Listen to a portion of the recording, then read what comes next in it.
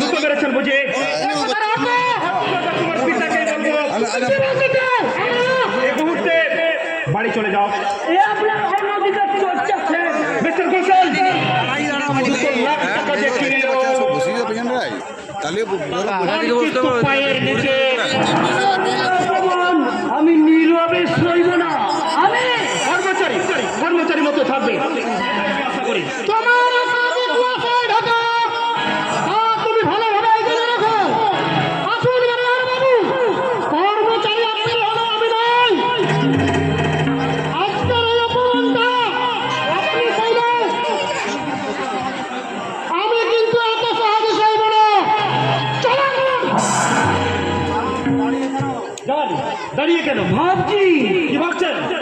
কাল বৈশাখী সন্ধ্যায় আকাশের যে মেঘটা উঠলো সে কি শুধু জলই